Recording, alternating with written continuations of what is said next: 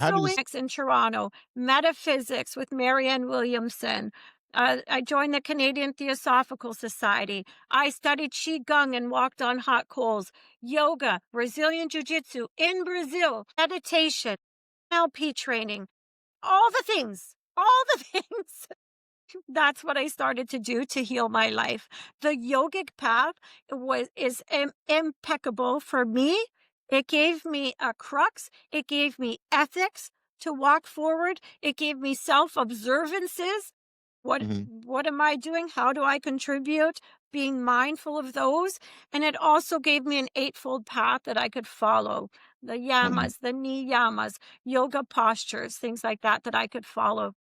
So my second book is Deeper Days, and it's 365 yoga inspirations for inner calm amidst chaos. This is for anybody. So during COVID, my yoga studio shut down. Dre, I have this beautiful event I did on the summer solstice for 12 years, and the entire beach around Lake Ontario, because I'm on the Great Lakes, was full of yogis. And I wrote to them every day, and I did this daily practice. And this book is really about staying connected from your head to your heart each day. Like, It's I over like distance. yoga. I But love yoga. I remember the first time I took yoga, I went back to school at Lorraine Community College, and one of the, yes, you do. um, classes I had to take was for that semester, one of them was yoga, and I was like, "I'm not taking that shit."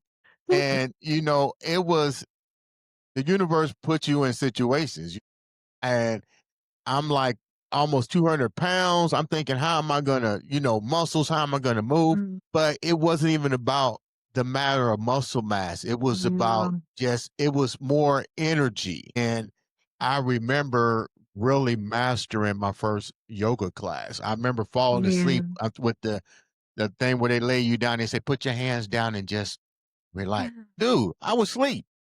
Shavasana. Yeah. If I hear a Yeah. snore in Shavasana, I'm like, yes. 'Cause- Yeah. and I guess what I'm trying to Seriously. say with this is I was closed minded for a moment. Let me call it what it is. I was closed minded.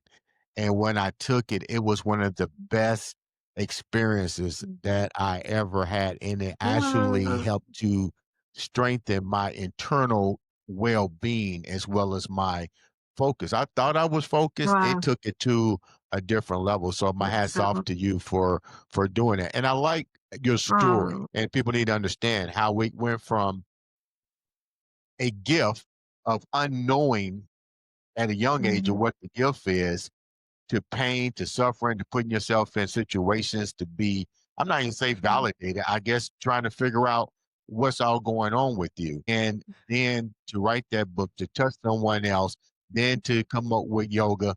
Tell me about the third book. Yeah. So this one's really easy. It's just a daily practice. You remember the bottom mantra throughout the day, and it keeps you connected from your head to your heart. So when you have your morning coffee, you add the meaning to your day. And then you have a little daily practice that you can come back to because your mind wanders and it strengthens focus, awareness, and concentration. And that's what yoga is, bringing the mind and body together. So it's so amazing. This became number one in yoga, number three in mental health, and it's won a few book awards. So I'm so proud of that. Book number three is Stillness in the Storm, a conscious daily journal of yoga and spiritual healing. Trust yourself, love yourself, keep it simple. I couldn't not put this one out because it leaves space for people to write. And I know people don't love to write. So there's pictures, there's I am the light of the world. There's some little things on the blank pages, but also it's 8 yoga classes, just as if I'm teaching in my studio. All the words Right. are here. So you could have this book and you can have yoga at your house. It doesn't have to be in a studio. If we get shut down again, yoga can really heal your life. It's for everybody.